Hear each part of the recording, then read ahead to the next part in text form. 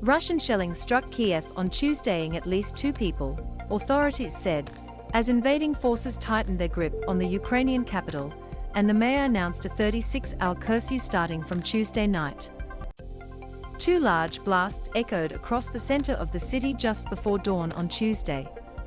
Late on Monday, tracer bullets flashed across the night sky as Ukrainian forces apparently targeted an enemy drone.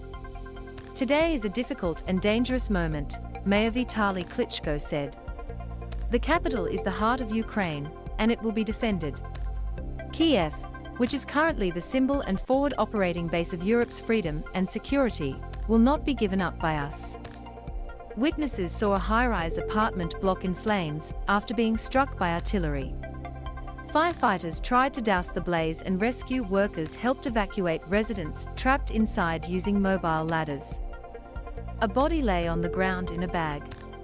Kyiv has been spared the worst of the fighting since Russia invaded Ukraine on the 24th of February, but the Russian military is slowly closing in on the city and the shelling has intensified. What is happening right now in Kharkiv, in Mariupol and other cities? It was understandable that sooner or later it would happen in Kyiv, said local resident Igor Krupa.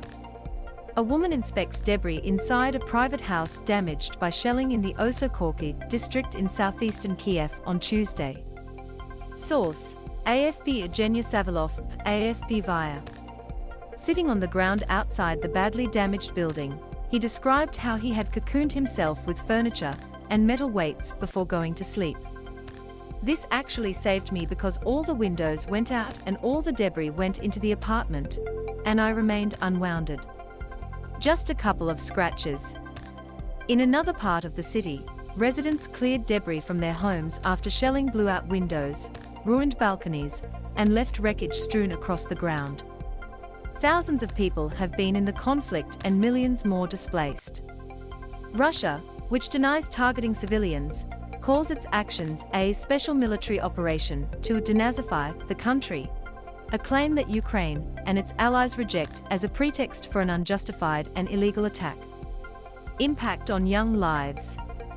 The news of the attacks on Kyiv comes as the UN said 1 child is becoming a refugee every second in Ukraine.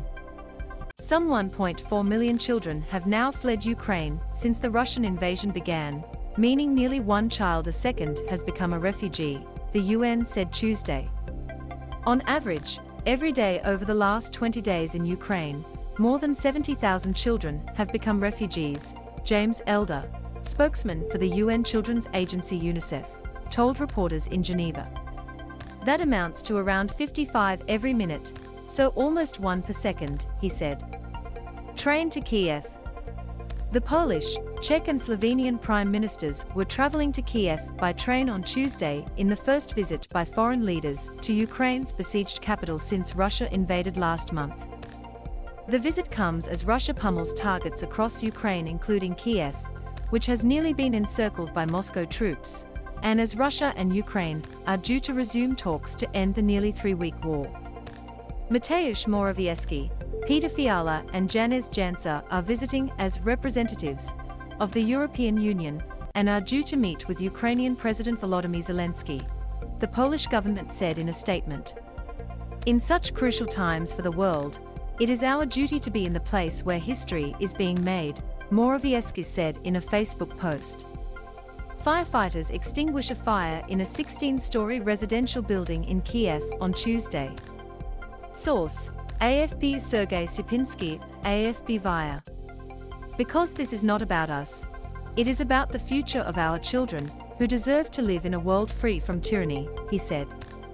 The government statement said that the visit had been organized in agreement with European Council Chief Charles Michel and European Commission President Ursula von der Leyen. The purpose of the visit is to confirm the unequivocal support of the entire European Union for the sovereignty and independence of Ukraine, and to present a broad package of support for the Ukrainian state and society, the statement said. Top Polish government official Mikhail Dworczyk said the train crossed into Ukraine at around 07:30 GMT. The trio is accompanied by Jarosław Kaczynski, leader of Poland's populist right-wing Law and Justice Party, and will also meet Ukrainian Prime Minister Denis Shmyhal. Europe must send a strong signal for peace. Polish government spokesman Piotr Muller tweeted.